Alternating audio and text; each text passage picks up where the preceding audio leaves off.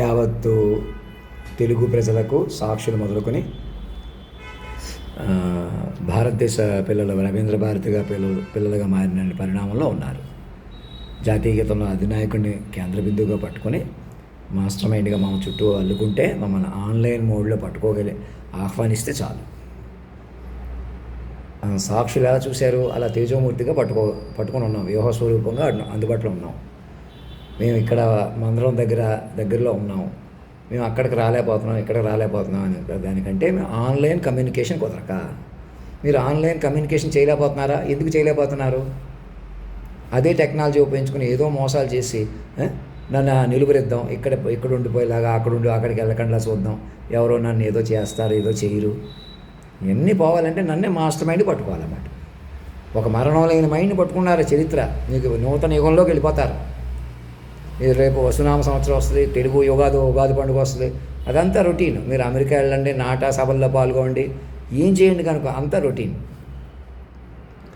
ఇప్పుడు మీరు నేను ఇక్కడ మనుషులుగా ఉన్నాను, నేను ఒక పుచ్చకాయ కొనుక్కుని తెచ్చుకొని నేనే అలా తినేస్తున్నాను లాంటి కెమెరాలు నా దగ్గర కెమెరా లేకుండా చూస్తున్నా. ముందు అసలు ఆ పద్ధతి ఏంటి అని తేల్చమంటున్నాను.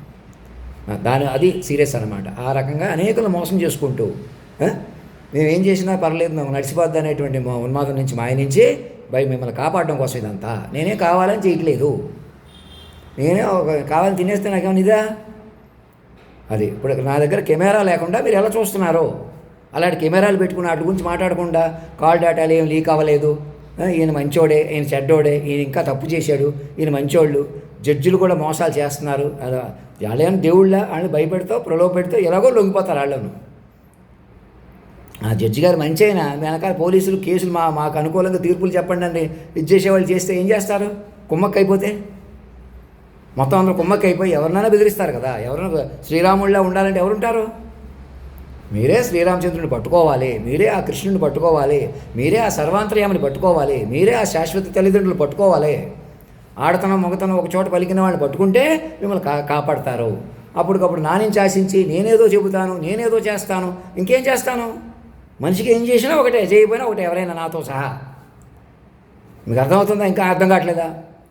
నన్ను పట్టుకోవడం, నేను ఎలా పట్టుకోమంటున్నాను అలా పట్టుకోండి. ఆ లెటర్ మీద సంతకం పెట్టాను, లోపలికి వచ్చాను, బయటకు వచ్చాను కాకుండా మీరు ఆన్లైన్ ప్రాధాన్యత ఇవ్వండి. ఆన్లైన్ కమ్యూనికేషన్ చేయండి. ఏదైనా ఆన్లైన్ కమ్యూనికేషన్ చేయండి. ఎవరితోనైనా అన్ని కమ్యూనికేషన్స్కి, అన్ని వ్యవహారాలు ఎవరి మధ్య అయినా ఆన్లైన్ నెంబర్ ఉండాలా, కంటిన్యూటీ ఉండాలా. అలా కాకుండా అప్పటికప్పుడు ఎవరు కదిలినా అది మీకు మిమ్మల్ని మీరు దుర్వినియోగం చేసుకుంటూ ఇతరులు దుర్వినియోగం చేసినట్టు వస్తుంది. అది పోలీస్ వ్యవస్థ, మీడియా వ్యవస్థ, కోర్టుల, న్యాయస్థానాల, ప్రభుత్వాల, ప్రైవేట్ వ్యక్తుల అందరికీ వర్తిస్తుంది.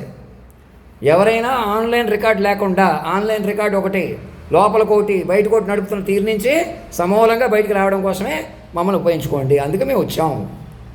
మీరు ఎప్పటి నుంచో మమ్మల్ని ఎలా మలిపేస్తున్నారు? మా ఇంటి నుంచి ఎలాగ మలిపేసి ఉద్యోగం ఇచ్చారు, అలాగే హాస్టల్ నుంచి పరమాత్ముడిగా, సర్వాంతర్యామిగా, వాక్విస్వరూపంగా, నేను ఇలా మాట్లాడితే ఇలా అమలైన తీరుగా, మాస్టర్ మైండ్గా పట్టుకోండి, ఆహ్వానించండి. సాక్షులు మాతో ఫోన్ చేసి ప్రేమగా మాట్లాడండి. అయ్యా మిమ్మల్ని అలా పట్టుకోపోవడమే, ఒకరోజు మిమ్మల్ని ఆహ్వానించి మళ్ళీ చెప్పండి అనకపోవడం మేము చేసిన పొరపాటు. దానివల్ల పెరిగిపోయిన అరాచకాలన్నీ కూడా మిమ్మల్ని ఎడంగా పట్టేసుకోవడం వల్ల, మిమ్మల్ని మనిషిగా చూడటం వల్ల, ఇప్పటికే మిమ్మల్ని అసమర్థుని చేసి చూడటం అంటే ఇంకా పాపం మీద ఆధారపడటం, పాపాలు పెంచుకోవడం తప్ప ఇంకోటి కాదు. మాకు అర్థమైంది. పురుషోత్తమ, కాలస్వరూప, మహానుభావ అని పట్టుకోండి, ఆహ్వానించండి. ప్రతి ఒక్కరిని మైండ్లుగా కలుపుకోండి. ఇంకా వ్యక్తులే తప్పు చేశారు, రైట్ చేశారని మాట్లాడకండి. ఎక్కడ కూడా మాస్టర్ మైండ్ పట్టుకొని కొత్త జీవితాలు ప్రారంభించండి. ధర్మో రక్షతి రక్షత, సత్యమేవ జయతే.